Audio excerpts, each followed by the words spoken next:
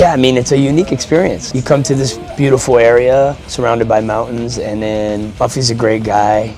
He always, looks after everybody, very hospitable, very accommodating. You can't beat where you're staying because you're staying where you're playing. So it's like, convenience-wise, especially for bands like us who, we still tour in a van a lot.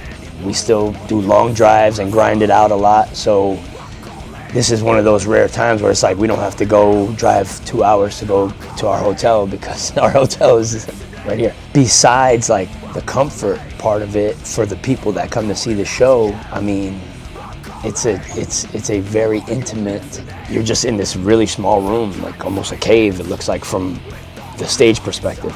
Thankfully, every time we've played, it's been sold out, so however many kids are in there, this is a show for them, and we're right there face to face, which is what hardcore has always, that's the world we come from. But it's just rolled out in a really cool way, done by the right people who have the right intentions, respect all the different genres and cultures, and this is what you get. You get something that people want to return and do again. Beautiful surroundings. I even played golf today. Even just that experience is going to just add on to the whole Muffy sunset experience. But yeah, it's nice. The guys went on to look at a waterfall. It's a nice area. It's a beautiful location, and it's cool that in the mountains there's someone that's supporting all the cultures.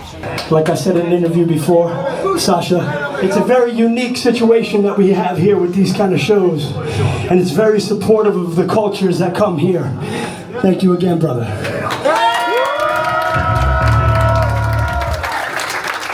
And thank you for being a part of this in this crazy ass cave right here.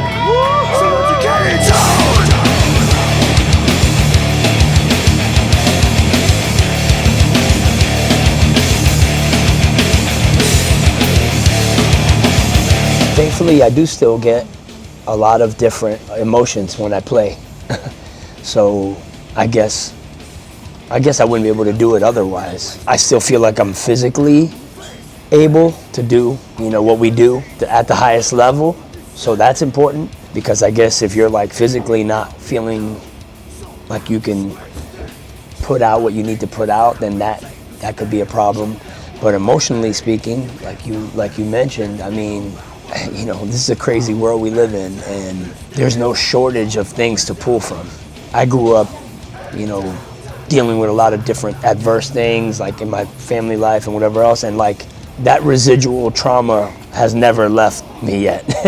So there's always going to be a lot of internal rage and this and that, and if I can somehow get that and do it through the Madball vehicle, positive, because I know the alternative to use all that energy in a negative way could lead to a lot of negative things. Some things I have experienced on the darker side. If it could be used for positive, and it's good.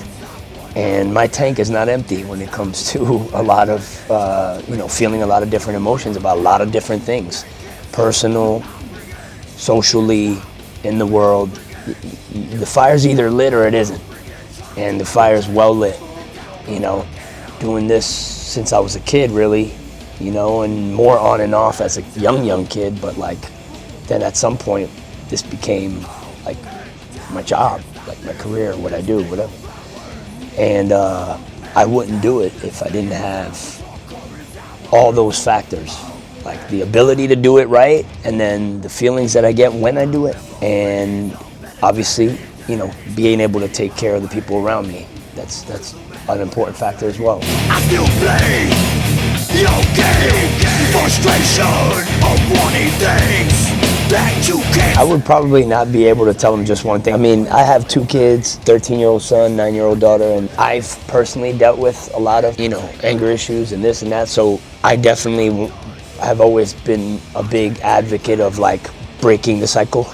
And sometimes you stumble and you make mistakes, whatever. That's the human condition, that's life. I do try to correct things when I do make mistakes, and I do try to explain why it is I may have said something a certain way or whatever, which is not what I received growing up. So I think that's important. So what I would communicate to someone who was having trouble like that, especially with anger, which I can relate to very, very much. Firstly, I would say take a very deep breath and just think about the consequences of what it is you feel like you might want to do. Because there were times in my life where I did have someone that said, hey, if you do that, it's not going to end well. And then there were times that I didn't have that, positive voice. Yeah, I mean, there's just so many things like advice-wise that I would want to give a young kid, but I say take a deep breath and think about it now. Do you want to end up in jail? Do you want to end up in trouble? Do you want to end up... And that's applicable in a lot of areas, It's like with anything. It's like hard drugs or something. It's like, you do that, it could be the last time you ever do anything. Yeah, you're in the moment, you're so pissed or so whatever that you don't care. You think you don't care. Picture what may happen if things go wrong. And that sometimes maybe goes, oh yeah, well, jail's a scary place. I don't want to go there, or this, or yeah, I don't want to get shot. I mean, so like examples. I would try to give some advice from my own personal experience.